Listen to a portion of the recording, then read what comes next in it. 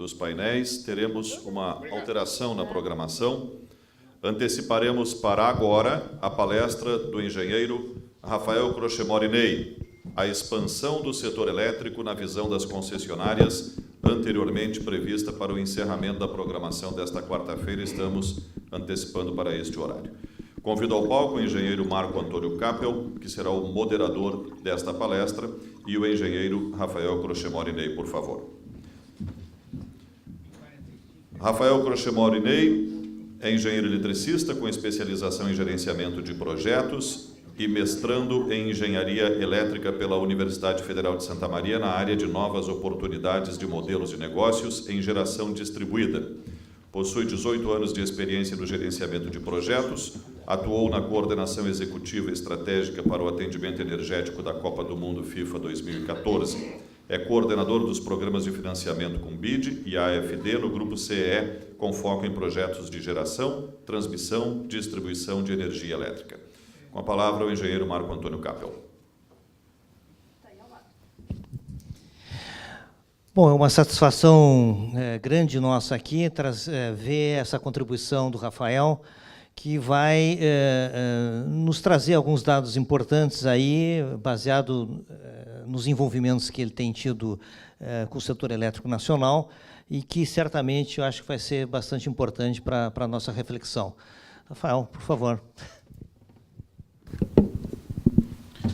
Bom dia. Para mim, em particular, é um prazer representar o Grupo CE, representar todos os colegas que estão aqui, os da ativa e os que já estão aposentados. Na verdade, a ideia de trazer aqui hoje é de ampliar as informações que muitas vezes nós observamos de uma maneira muito rápida e nós não conseguimos fazer as análises e as reflexões necessárias. Fui antecipando a minha apresentação, eu vou trazer os 3 segmentos, então, eu ia apresentar após a apresentação da geração, vou ter que trazer o segmento de geração completo aqui, mas eu gostaria de deixar bem claro que o objetivo é refletir sobre o modelo regulatório nacional, os desafios que temos e de que maneira estamos encontrando o caminho dos próximos 10 anos no setor elétrico. O setor elétrico se caracteriza basicamente pela unidirecionalidade, né? Aqui é o nosso sistema atual, com o sistema de geração, transmissão e distribuição até os consumidores. E esse é o nosso grande paradigma, essa grande alteração que o sistema vai sofrer nos próximos 10 anos. Eu vou chegar um pouco mais adiante e nós começamos a falar do novo modelo do setor elétrico. O planejamento do sistema elétrico, que é a base de toda a expansão, ele é feito em duas etapas, né? Analisados todos os dados econômicos e indicativos setoriais, inicia-se o planejamento energético, que são os estudos de longo prazo, de 20 a 30 anos, que eles se desdobram em estudos de curto e médio prazo, que vão embasar, no final, o plano decenal de expansão de energia, aqui a versão atualizada, já disponível no site da IPE.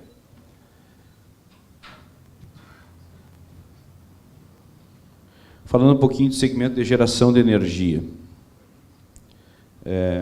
Trazer aqui um pouco do que era o setor elétrico há 13 anos atrás, o que ocorreu no último decênio e o que vai ocorrer no próximo. Nós tínhamos um parque gerador de aproximadamente 100 gigawatts, onde aproximadamente 83% dessa geração era hidrelétrica e as fontes alternativas representavam 1% da geração total no país. Passados 10 anos, nós diminuímos a participação hidrelétrica para 69% do parque gerador e subimos as fontes alternativas para em torno de 16%. Então, aqui houve a primeira transformação da característica de geração de energia no país.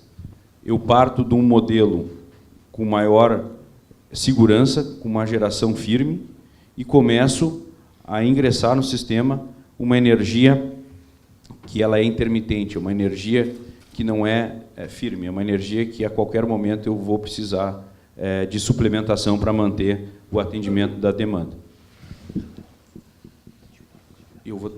Posso ficar do lado de lá? Acho que nós acabamos trocando.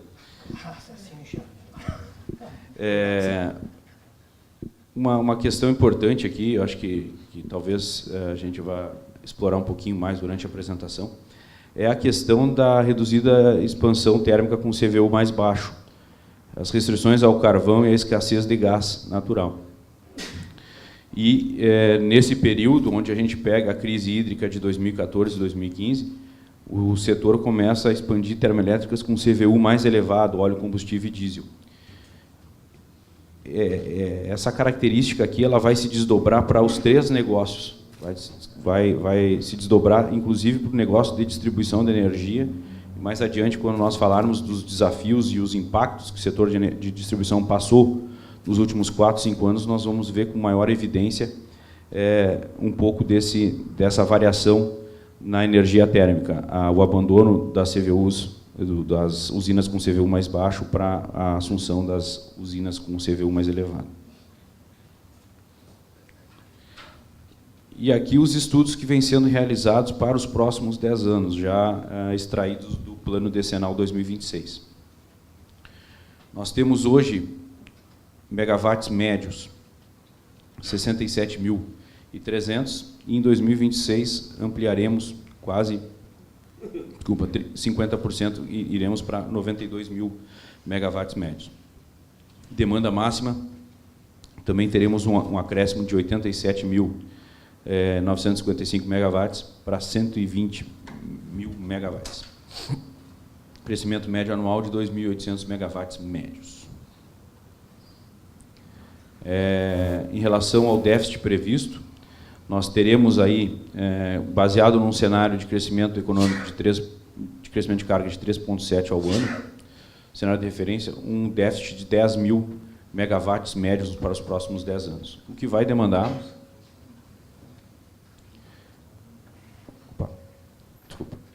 o que vai demandar um acréscimo na nossa matriz energética, passando de 148 gigawatts para 213 gigawatts em 2026. E aqui aparece algo que, para nós do setor, que estamos acostumados a acompanhar os planejamentos da EPE, por exemplo, aparece uma nova característica de geração que é chamada, nesse momento, de alternativa para a ponta. Isso muito devido ao ingresso massivo da energia solar fotovoltaica e o acréscimo na participação da energia eólica na matriz energética brasileira. Mais adiante eu falo um pouquinho sobre isso. Essa expansão para os próximos 10 anos, ela aponta um crescimento dessa alternativa para a ponta, que vai representar 6% da matriz, um decréscimo da energia térmica, um aumento das renováveis e um decréscimo da participação da energia hidroelétrica. Uma observação, uma opinião um pouco particular minha, acredito que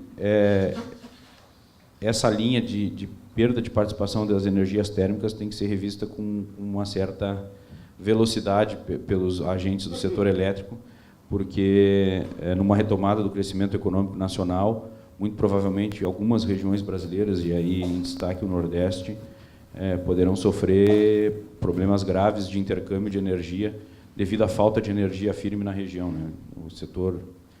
A região Nordeste é uma região onde o crescimento é muito grande na energia renovável, porém a energia de base, pela déficit hídrico da bacia do São Francisco, fazem 8 anos que não se consegue recuperar a bacia, provavelmente teremos diversos problemas de atendimento naquela região. Aqui um pouquinho do histórico dos últimos 13 anos dos leilões de energia elétrica realizados no Brasil, né? São 90 gigawatts de novos projetos. Aqui, a forma como se distribuíram esses projetos dentro da matriz energética, quase 50% deles permanece sendo de fonte hidrelétrica. E nesse quadro aqui nós vemos a previsão da EPE para os próximos anos em relação a novos empreendimentos de geração. Previstos já somam praticamente 67 bilhões de reais, e os indicativos em torno de 174 bilhões de reais. Seriam, para os próximos 10 anos, algo em torno de 241 bilhões de reais investidos no crescimento energético, baseado naquela taxa de crescimento de 3,7% ao ano.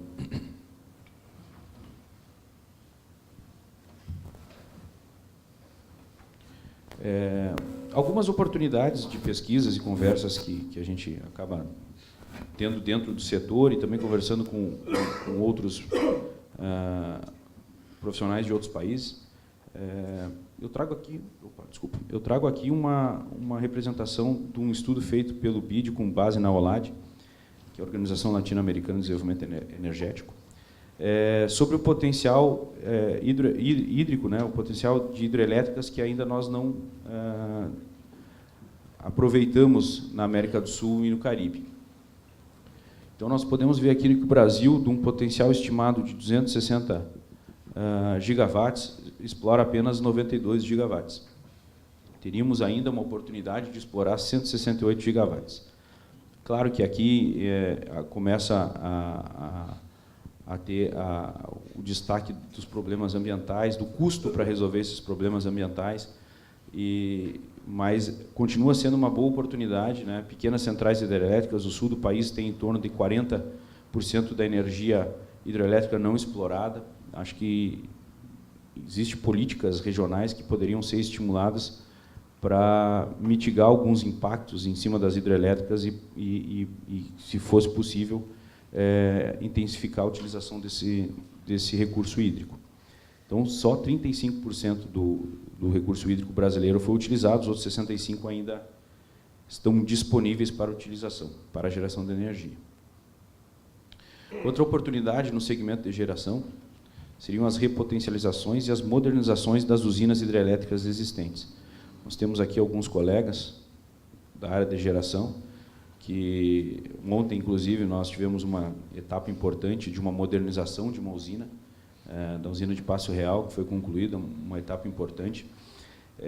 E o gráfico, os dois gráficos mostram justamente isso, que a idade da usina, o nível de depreciação dessas usinas instaladas em toda a América Latina e Caribe, eles vêm chegando no seu limite de vida útil.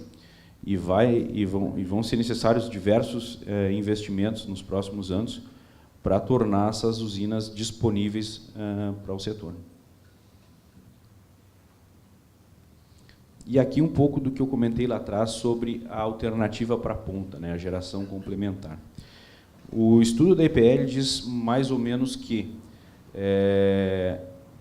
essa geração complementar vai ser fundamental para que os submercados sul e sudeste possam operar no regime de ponta. Possibilidades para essa geração complementar são citadas algumas, como usinas térmicas de acionamento rápido. Outras possibilidades seria a repotenciação de usinas hidrelétricas na região, aumentando assim a disponibilidade energética,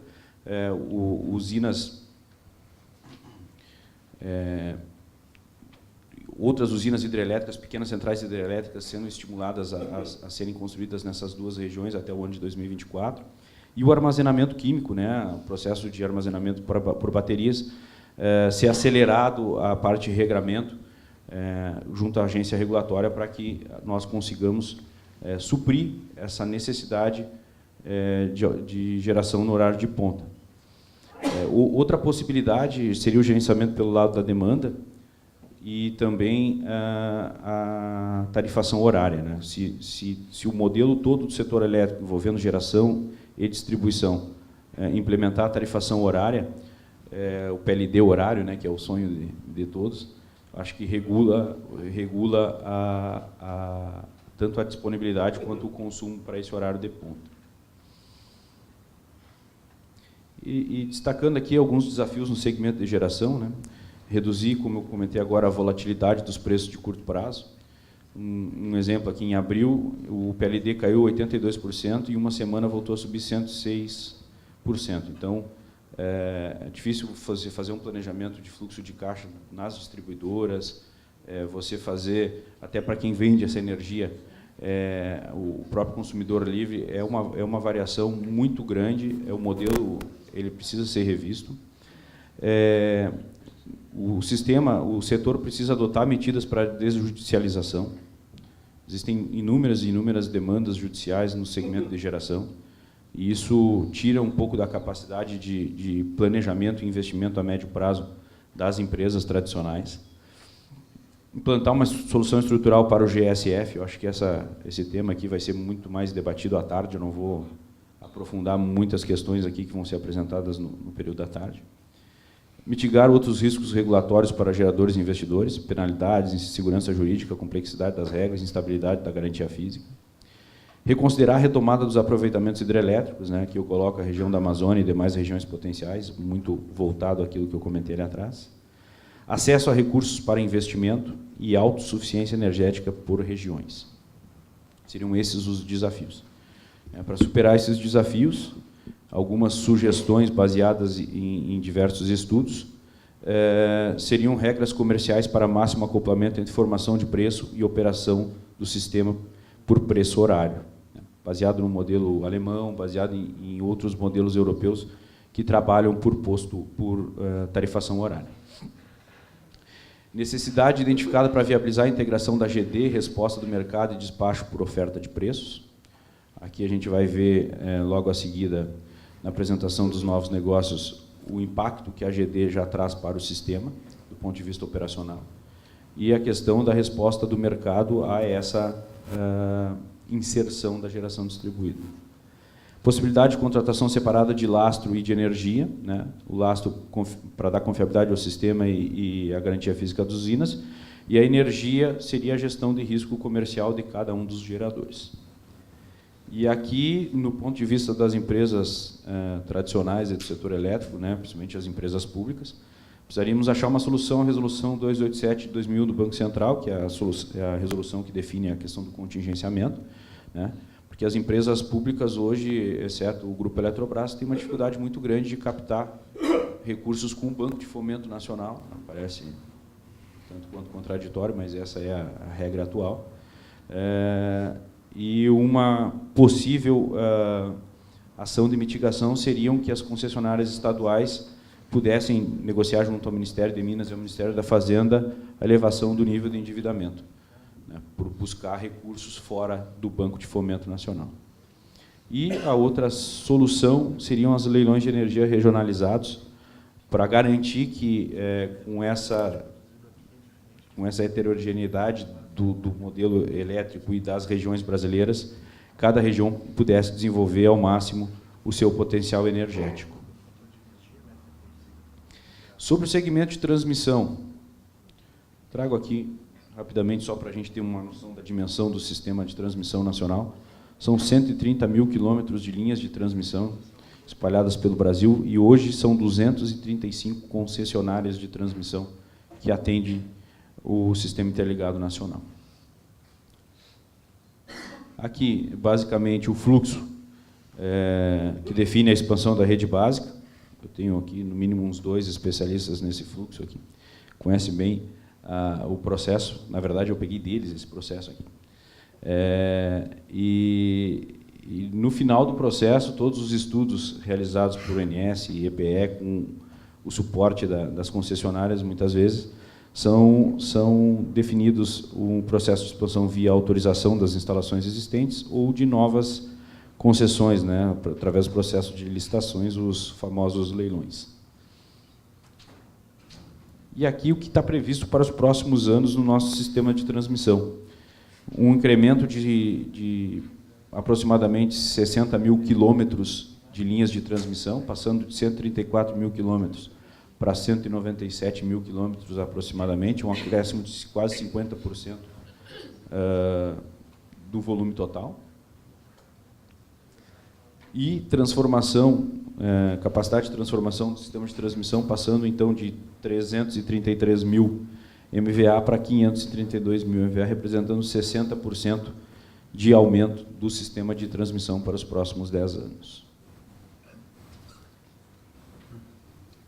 Para isso, são estimados 78 bilhões de investimentos em linhas de transmissão e mais 41 bilhões em subestações, resultando em 119 bilhões de investimento para os próximos 10 anos, somando geração e transmissão, um dado tanto quanto impressionante, né? A empresa de pesquisa e planejamento do sistema elétrico brasileiro estima que serão necessários 360 bilhões nos próximos 10 anos para investir no segmento de geração e transmissão para atender o crescimento da demanda, isso considerando o crescimento econômico do Brasil, um pequeno crescimento econômico nacional. A dúvida é como alavancar todo esse investimento. Um pouquinho do histórico e evolução da regulação do serviço público de transmissão, né?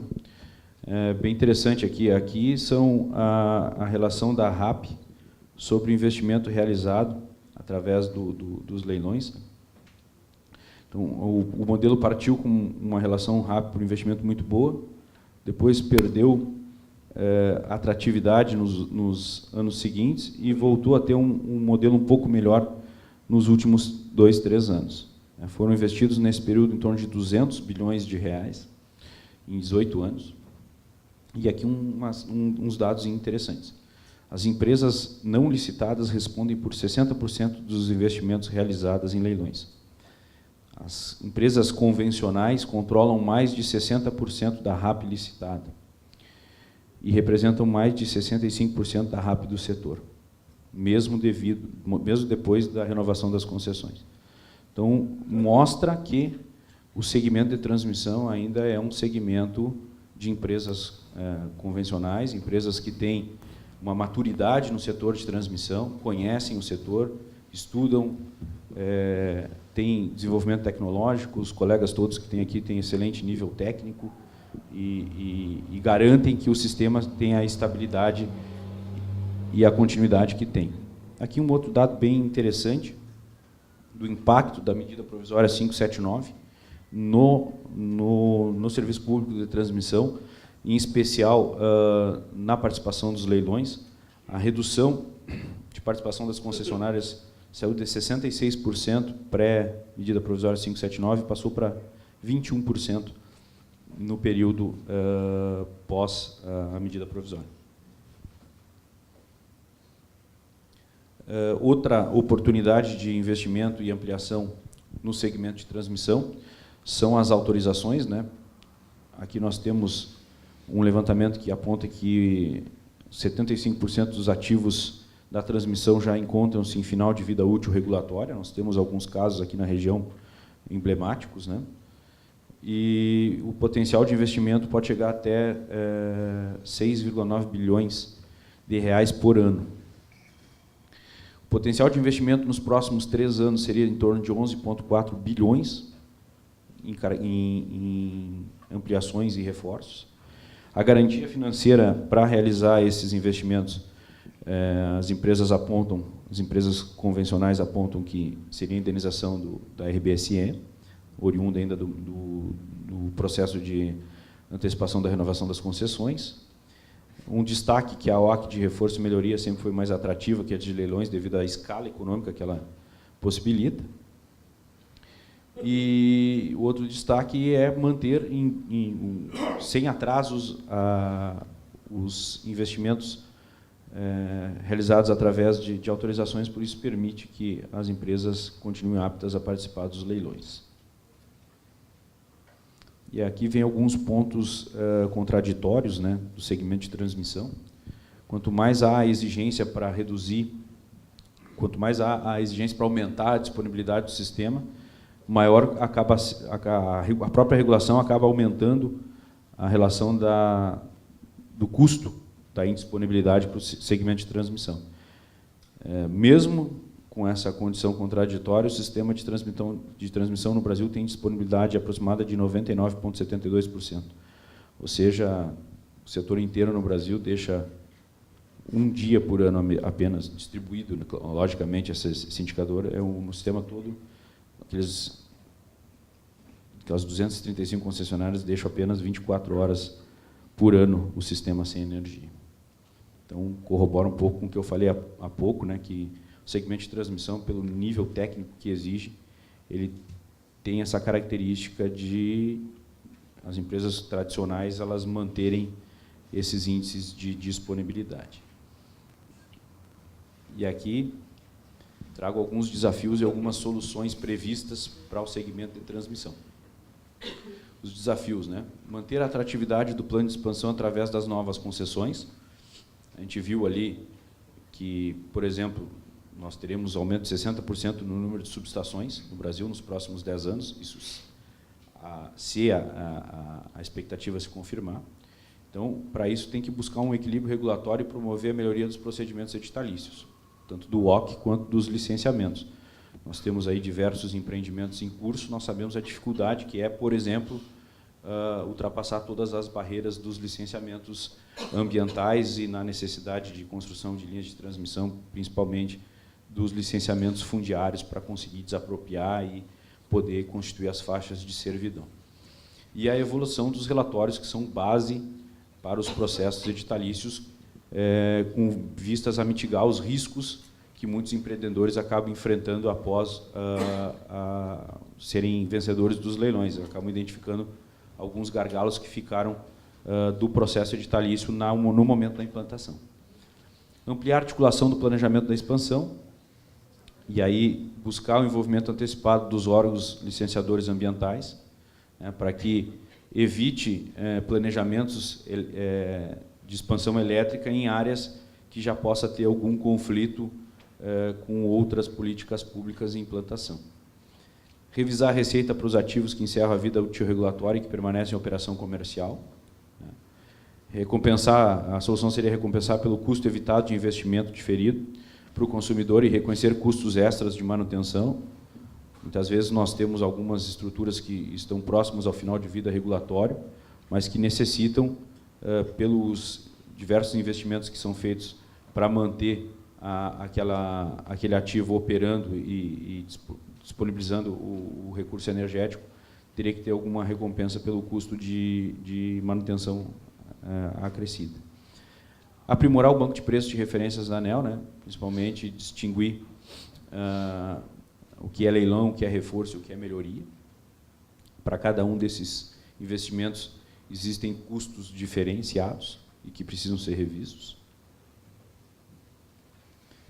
Implementar uma regulamentação específica para sistemas em corrente contínua, né? O Brasil, quando nós temos algumas linhas de transmissão que ultrapassam 600, 700 quilômetros, a gente, pela questão de estabilidade, acaba construindo essas linhas em corrente contínua e como muito do potencial energético hidrelétrico do Brasil nos últimos anos é concentrado na região norte e nordeste, essa transmissão para o centro de carga, que é na região do sudeste, basicamente é feita através desses linhões ICC, é necessário implementar uma regulamentação específica para os sistemas de corrente contínua. Desenvolver segurança regulamentar para a teleassistência de instalações, né? Então, devemos aprimorar as normativas para permitir a operação desassistida. Revisar as regras de qualidade da prestação de serviço, buscar mitigar as divergências existentes pelas resoluções normativas existentes, atuais, né, vigentes. O caso que eu mostrei ali do aumento da necessidade da disponibilidade e o aumento da relação do custo da parcela variável, da indisponibilidade para as transmissoras tem que ser revisto. Volto a comentar aqui, como comentei no segmento da geração, o acesso a recursos para investimento. A questão do contingenciamento dificulta muito que as empresas públicas estatais, que são as que predominam no setor de transmissão de energia no Brasil, tenham acesso ao recurso. E a autossuficiência energética por regiões também, promovendo leilões de transmissão e geração regionalizados. Aqui tem algumas situações bem específicas, né, do modelo atual. Muitos desses leilões que a gente comenta, eles foram vencidos por empresas muitas vezes de investidores, né, com pouco conhecimento do setor elétrico nacional e muitas vezes com pouca intenção de criar uma estrutura administrativa e de manutenção nas regiões onde pretende se instalar, e que muitas vezes ou elas são encampadas por outros grupos econômicos durante a construção de seus empreendimentos, ou muitas vezes, em casos piores, nós acabamos passando por concessões que entram em caducidade, são retomadas pelo poder concedente, e as empresas públicas de transmissão acabam sendo, muitas vezes, sem ter o seu planejamento financeiro antecipado, acabam sendo quase que em exigência, tendo que ampliar alguma subestação ou fazer alguma obra em curto espaço de tempo para suprir aquele empreendedor, aquele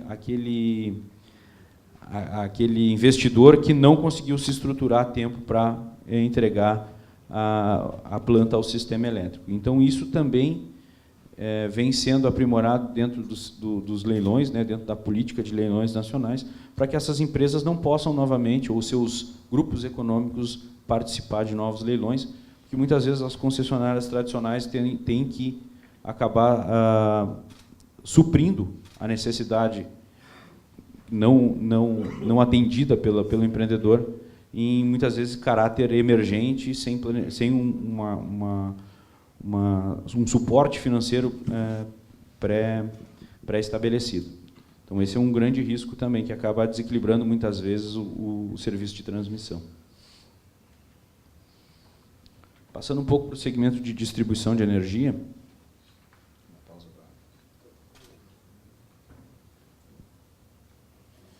Talvez aqui more o maior desafio do setor elétrico nesse momento. E é aqui que começa a se transformar o sistema elétrico nacional, o futuro do setor elétrico começa a se transformar através do negócio de distribuição. Um pouquinho do que é o setor de distribuição no Brasil: 82 milhões de consumidores, 1,8 milhões de novas ligações ano, 99,9% dos domicílios nacionais têm acesso à energia elétrica, são praticamente 200 mil empregados no setor de distribuição de energia, uma receita bruta de 243 bilhões, 90 bilhões são encargos e tributos, 90 bilhões distribuídos entre o mercado livre e o mercado cativo, 3,7% participação no PIB e 16 bilhões de investimento no último ano. 77% de satisfação com a qualidade percebida, isso aqui é dado da Abrad, não é dado da ANEEL. Mais de 80 já está repetido ali, e 101 distribuidoras de energia no Brasil, entre concessões e permissões. Esse é o histórico dos indicadores de continuidade do DEC e do FEC nos últimos 20 anos no Brasil. O indicador saiu de 27 horas no ano de 1997, o DEC, e hoje está aproximadamente o DEC Brasil em 14 horas. O FEC partiu de 22 ocorrências no ano de 97 e hoje nós temos em torno de 8 ocorrências. Nós tivemos uma redução de 64% do FEC e 47% do DEC em 20 anos. Esse 47% do DEC eu vou lembrar ele lá no final da apresentação. Em números globais, muito próximos aos dados de transmissão, o sistema de distribuição de energia elétrica no Brasil tem 99% de disponibilidade. Então, é um dos serviços públicos que tem maior disponibilidade no Brasil. Os investimentos no setor de distribuição nos últimos anos têm média de 11,7 bilhões, mas eles vêm sendo alavancados nos últimos anos devido ao aumento da exigência da Agência Nacional em melhoria dos indicadores de continuidade. Então, no último ano de 2017, foram 16 bilhões de reais investidos no segmento de distribuição. O índice de satisfação gira em torno de 77%, 78%, como eu comentei lá atrás, e um destaque para a região sul do Brasil, onde temos 86% do índice de satisfação dos seus consumidores. As 3 concessionárias públicas e as 2 concessionárias privadas atendem muito bem a sua área de concessão, do ponto de vista do consumidor. E aqui começam a aparecer algumas situações que servem de reflexão, mas que precisam de medidas regulatórias rápidas para que o setor não venha a passar por um novo colapso econômico-financeiro. Em valores acumulados, a tarifa de energia elétrica cresceu 108% nos últimos 14 anos. Desses 108%, 55% são vinculados à energia. E, mais grave, de 2013, após a crise energética, esse número saltou a aproximadamente 40%. O reajuste dos encargos nesse período acumulou 23%. E para o negócio de distribuição e transmissão, em 14 anos, o acréscimo foi de apenas 10%. Como operar um sistema com um acréscimo em 10 anos da parcela B de apenas 10%.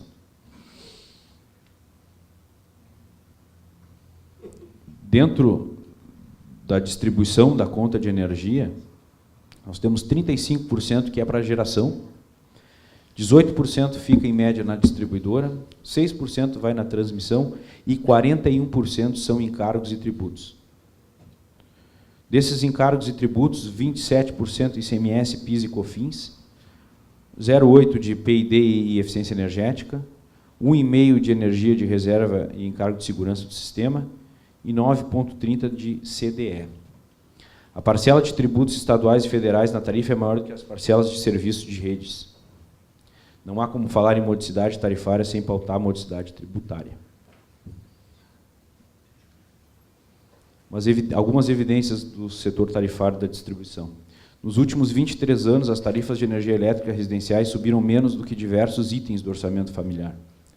As tarifas de energia elétrica residenciais brasileiras estão no segundo quartil no contexto internacional, porém, são fortemente oneradas pelos tributos e encargos. Muitas vezes a gente escuta que a tarifa de energia elétrica no Brasil é muito cara.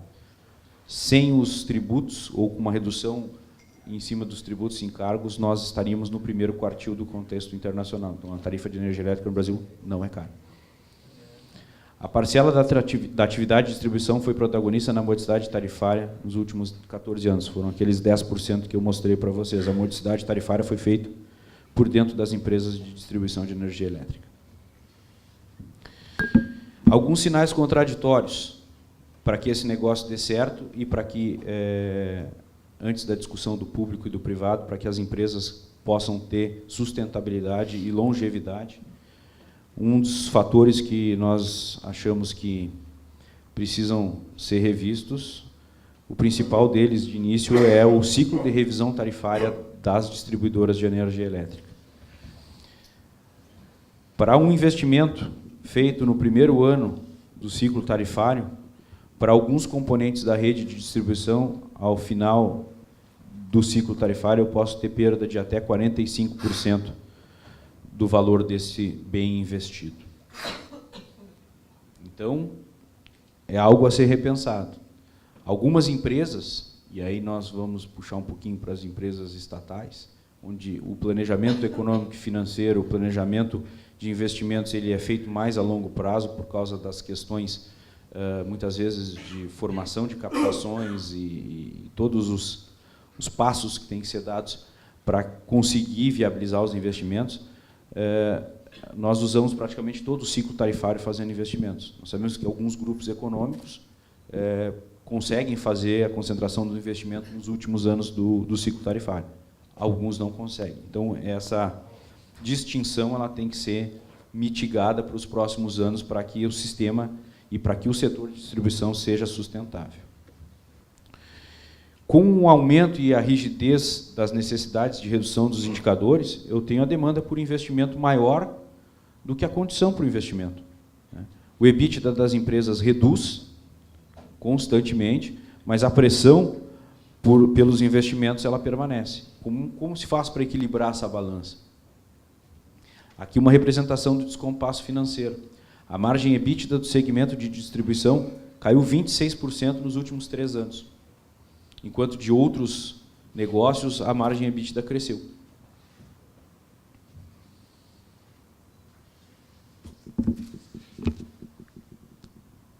Uma pergunta, obrigado. Uma pergunta importante, né? Nós todos pagamos aí nas nossas contas de energia a bandeira tarifária. Será que essa bandeira tarifária ela realmente se propôs ao que veio? As pessoas estão reduzindo o seu consumo por esse mecanismo criado pela agência reguladora? Não, não estão. Não estão alterando seu perfil de consumo e o repasse das bandeiras tarifárias hoje ele é insuficiente para o fluxo de caixa mensal das distribuidoras. Foi estimado pela ABRAD que no pico do mês entre agosto e setembro o desvio de fluxo de caixa para as distribuidoras no Brasil em relação ao risco hidrológico gira em torno de 4 bilhões de reais. Não. O que as empresas estão fazendo? Estão indo ao curto prazo no mercado, captar recursos, muitas delas, para manter as suas operações em dia, para manter o seu fluxo ajustado. Muitas empresas tiveram, nos últimos 3, 4 anos, a chegada de novos sócios, e isso, com injeção de capital externo, mantém essa situação um pouco mais amena. Mas ela vai continuar. Se nada for alterado, ela vai continuar, e esses grupos econômicos também vão passar por algumas dificuldades por essa relação existente. E o grande desafio é a sustentabilidade desse negócio. Uma relação de dívida líquida sobre EBITDA nos últimos anos. Tá? Após a crise energética, aqui em 2013, 2014, 2015, as estatais e estaduais tiveram que buscar recurso no mercado para manter as suas operações. O setor privado buscou um pouco, mas aqui está um pouco mascarado pela questão da injeção de recurso externo, de novos sócios controladores, mas a relação, na média, subiu 14% sobre a dívida líquida e EBITDA, o que era em torno de 3%, essa relação lá em 2011. Aqui só o perfil da dívida líquida e o EBITDA das empresas que vem diminuindo, aqui com destaque para o setor privado, que tinha um EBITDA numa relação direta de 15, e hoje tem um EBITDA em relação a 8. Os efeitos, né, desse processo todo, desse descompasso do setor, retratado desde a questão das tarifas, o aumento do endividamento e a perda da produtividade de algumas das empresas. E as causas possíveis, o descasamento da parcela A, pela questão do custo da energia, do despacho das térmicas lá com CVU mais elevado, quando o setor elétrico nacional começou a falar, não, térmicas com CVU mais baixo nós não vamos estimular, carvão não é por aí, gás natural é muito complicado, vamos estimular as usinas térmicas de CVU mais elevado, o reflexo começa a aparecer aqui. Na primeira crise energética, a ponta vai pagar. O consumidor está pagando, as distribuidoras começaram a pagar, o sistema vai acabar pagando essa conta. E as agendas, né, de curtíssimo, curto e de médio prazo que precisam ser estimuladas para que esse cenário se reverta. Né? Pautar a modicidade tarifária nas tarifas de energia elétrica, mexer na questão tributária, regulamentar a questão da variação cambial de Itaipu, não pode ser absorvida pelas distribuidoras, e a extinção de alguns contratos de energia no ambiente regulado que tem um CVU maior que o PLD teto. Senão, essa distorção vai continuar ad eterno. A agenda da política setorial de médio prazo, debater a eficácia e necessidade de subsídios tarifários vigentes e dar flexibilidade para a estrutura tarifária. Acabando agora, pessoal. O setor elétrico do futuro. Nós falamos aqui de todos os problemas que temos no setor elétrico do presente, todas as oportunidades que temos, mas nós estamos sendo empurrados a uma transformação do setor elétrico, que é partir do modelo unidirecional para um modelo híbrido, com bidirecionalidade, com uma série de novos agentes, com uma série de novos serviços, e isso já iniciou pela questão da geração distribuída, vai ser aprofundado pelo armazenamento de energia, os veículos elétricos estão chegando aí, e os modelos de negócio têm que ser revistos. As empresas de distribuição, por exemplo, que serão as primeiras que vão sofrer esse impacto, com aquela situação econômica e financeira ali, elas não vão conseguir, sem se reestruturar e sem ter um apoio tarifário, absorver o que o mercado e o que a sociedade apoia. E como o professor comentou aqui, o fator para essa transformação, o que tem que alicerçar essa transformação são os programas de pesquisa e de eficiência energética. Eles são os responsáveis por ajudar as empresas a achar modelos de negócio e achar oportunidades para se enquadrar e propor para a agência reguladora e para o Ministério de Minas e Energia de que forma esse negócio pode ser modificado. E essa transformação vem por, basicamente, 4 quadrantes. Né? A oferta descentralizada e ambientalmente sustentável, geração distribuída, basicamente.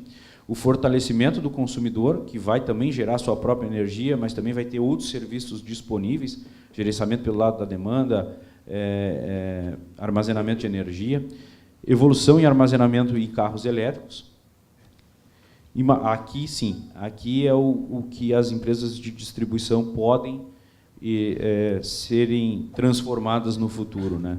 Um agregador de serviços, o maior uso de dados, ou seja, as empresas anteverem comportamentos dos consumidores, fazerem várias utilities funcionarem de maneira integrada, crescente conectividade, internet das coisas e tecnologias para negociação ponto a ponto. O blockchain é muito utilizado para a negociação de bitcoins, mas que já está em alguns países sendo introduzida no setor elétrico. Então, são esses negócios, geração distribuída, smart grid, mobilidade elétrica e o armazenamento de energia, que são previstos para os próximos anos, gerando diversos benefícios para os consumidores, principalmente. Falar um pouquinho de geração distribuída, rapidamente. São 368 megawatts instalados no Brasil, 70% deles estão junto à carga. O autoconsumo remoto, que é possível para o mesmo consumidor, já atinge quase 100 megawatts. Mas nós temos 2 pontos aqui que a agência reguladora já percebeu e já está, através da consulta pública 010, desenvolvendo um modelo um pouco mais estruturado, que é a geração distribuída compartilhada e o condomínio, que ainda são 2 possibilidades que não avançaram. Mesmo assim, os agentes do setor elétrico erraram nas suas previsões. O setor elétrico havia previsto que até o final do ano de 2018 seriam 82 mil consumidores, mas apenas 30 mil tiveram acesso à geração distribuída. Porém, havia sido feita uma previsão de 304 megawatts para aqueles 60 mil consumidores e hoje o número já atinge 368 megawatts. Isso é muito bom. Isso é um estímulo para a movimentação da economia, para suprir deficiências técnicas de algumas regiões.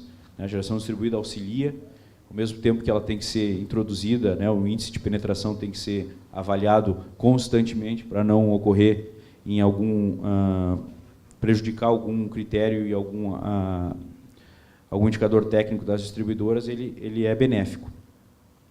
Então, a geração distribuída no quesito ambiental, ela vem atendendo ao que se propõe, né? Ela cria políticas públicas para estímulo às fontes renováveis. Porém, nós temos 2 condições aqui, que apesar dessa inserção toda que vem sendo feita na geração distribuída, elas não estão atendidas. Por quê? Porque o modelo como ele é feito hoje, ele beneficia ao investidor. Hoje, a distribuidora de energia elétrica e o segmento de distribuição já enfrentam um problema. Se eu tenho, por exemplo, uma unidade consumidora que consome durante um mês 1.000 kWh e tenho um sistema fotovoltaico que gera 500 kWh, eu estou pagando a tarifa de uso do sistema de distribuição pelo modelo atual de 500 kWh, mas eu consumo, em alguns momentos, 1.000. Então, eu tenho um sistema de distribuição para atender 1.000 e eu sou tarifado em cima de 500. Quem é que paga os outros 500? Quem não tem. Alguém vai pagar esses outros 500. E aí é que aparece a lógica do subsídio inverso, o reverso ou perverso, né? Que os consumidores de menores renda subsidiam os consumidores de maior renda. Isso já está sendo revisto na consulta pública 010 também, onde a ANEEL propõe, a partir do ano de implementação da resolução normativa, um escalonamento para que seja absorvido todos os custos da tarifa de uso pelo investidor em geração distribuída. Isso se justifica por essa fórmula aqui. Esse aqui é uma analogia com o que foi a entrada da energia alternativa no Brasil. O custo da energia alternativa no Brasil, em 2004, era de R$ 385 por megawatt. No 27º leilão de energia nova, realizado agora no início do ano, a energia eólica chegou a ser vendida a R$ 68. Então, os subsídios que foram dados para a energia alternativa surtiram efeito. Fizeram com que novos investidores viessem para o Brasil e desenvolvessem o seu potencial eólico, principalmente. Então, essa mesma curva está sendo utilizada para dizer que, olha, a geração distribuída fotovoltaica vai ter campo, vai ter subsídios até o momento que a resolução normativa entrar em vigor, porque isso vai causar um desequilíbrio num segmento que já está desequilibrado. E aí nós começamos a estudar novos modelos de negócio, modelos mais centralizados para modelos mais distribuídos. Vou passar aqui mais rapidamente por causa da questão do horário. A ANEEL a ABRAD já está trabalhando num projeto de P&D com todas as distribuidoras para auxiliar no novo modelo de negócio. Então, visão estratégica setorial, metodologia e desenho de tarifa para serviço fio e desafios de implementação e análise de impactos. Esses são os 3 subprojetos que estão sendo desenvolvidos pela ABRAD para propor às distribuidoras de que forma elas têm que se ajustar nos próximos anos para enfrentar o desafio da mudança do setor. Aqui um comentário rápido sobre o setor elétrico alemão, onde o preço da energia ele é diário, então as pessoas elas gerenciam o seu consumo porque o preço e a sua própria geração, né, os prosumers gerenciam quando eles vendem para a rede a sua energia. Um exemplo aqui, ó, num domingo de sol, o alemão da Alemanha não trabalha, né? Dizem que o alemão do Brasil trabalha, o alemão da Alemanha não trabalha. Mas num dia de sol, na Alemanha, o preço da energia muitas vezes chega a ser negativo. Tem muita geração, num domingo de sol e não tem tanto consumo. As pessoas armazenam essa energia para vender na segunda-feira. Então esse é um modelo real, um modelo de tarifa horária, um modelo que já está sendo estudado, um modelo que deve ser implementado no Brasil nos próximos 10 anos também. E, por fim, né, nessa cadeia toda de geração, transmissão, distribuição, novos negócios, essa regulação, equilíbrio econômico-financeiro, uma série de variáveis, o segredo do sucesso está todo aqui, no consumidor. Porque se o consumidor não comprar tudo isso, o projeto de implementação de novos modelos de negócio no Brasil, eles não vão dar certo. E as grandes preocupações dos consumidores são com a privacidade dos seus dados, porque com a telemedição e o smart grid, os dados das pessoas vão ter que circular. Um incremento nas contas de energia, uma preocupação dos consumidores é como é que aqueles consumidores de baixa renda vão se comportar perante essas alterações, e aí vem uma outra questão importante. A gente fala de geração distribuída, fala de veículo elétrico, fala de armazenamento de energia, mas nós levamos no Brasil 70 anos para universalizar o serviço de distribuição de energia. Todas essas tecnologias, de que forma vão estar disponíveis para toda a população com essa desigualdade social que nós temos, né? E a expectativa dos consumidores. Transparência e comunicação com os agentes com quem eles se relacionar, confiabilidade do suprimento de energia elétrica e uma rede inteligente e eficiente. E aqui é uma pesquisa que foi feita na Europa há 3 anos atrás, um instituto que trabalha muito com a energia alternativa e renovável. E a maior preocupação do cidadão europeu é se ele vai conseguir guardar o recurso dele ou não, ou seja, se ele vai ser mais barata a conta ou não. No final das contas é isso. Você faz todo um investimento, todo um processo tecnológico, mas o consumidor, no final, a primeira pergunta que ele quer saber é o seguinte: vai ficar mais barato ou isso vai ficar mais caro? Então, de que forma agregar para o consumidor nacional, que a preocupação hoje no Brasil do consumidor é ter o dinheiro para pagar a conta de energia e não ter que acessar de forma irregular a rede, de que forma transformar isso tudo em 10 anos? Mais um desafio para o P&D. E aqui eu trago, por fim, né, dentro desse contexto todo, uma das alternativas que a CE adotou para conseguir ultrapassar todo esse momento de mudança regulatória, de novos contratos de concessão, de uma certa instabilidade dos negócios, e foi através de recursos internacionais, de formação de um plano de investimentos baseados em recursos internacionais. Foi uma construção onde envolveu o governo federal, o governo do Estado do Rio Grande do Sul, e que o sucesso, tem alguns colegas que participaram de toda essa construção aqui, e que hoje são revertidos basicamente, aproximadamente 90% de todo esse capital em investimentos que já trazem muitos resultados para a companhia e para os consumidores. Então, na sede de distribuição foram 120 projetos, 218 milhões de dólares, 120 projetos, 21 ainda estão em execução. O contrato nós estamos em negociação para avançar o ano de 2019. Nós temos aproximadamente 90% de realização física nesses contratos e financeira. E aqui uma curva de esforço. E aí é o mérito de todos os colegas que estão aqui hoje, porque nós conseguimos nos certificar tecnicamente e financeiramente no mercado internacional. CEA hoje serve de referência para agências de fomento internacionais que usam esse exemplo para divulgar e para promover dentro do próprio Estado do Rio Grande do Sul novas oportunidades de financiamento público. Isso é fruto de praticamente todos os colegas que estão aqui estão envolvidos com esses projetos. E os que não estão, mas aqui também, já passaram pela CE e que hoje estão em outras funções, também participaram muito desses projetos aqui. Na geração e na transmissão, 150 milhões de dólares aproximadamente, 80 projetos foram realizados, 23 ainda estão em execução, o prazo desses contratos são no ano de 2019. E também, uma evolução física acima da casa dos 80%. E aqui uma curva de esforço bem significativa da área de geração e transmissão para recuperar as suas instalações e transformar todo esse recurso, toda essa oportunidade em investimento. E aqui os resultados, de todo esse trabalho que vem sendo feito, de toda essa estratégia financeira que a empresa adotou. A CE Distribuição reduziu nos últimos 4 anos 41% no seu DEC, o que o Brasil levou 20 anos para reduzir.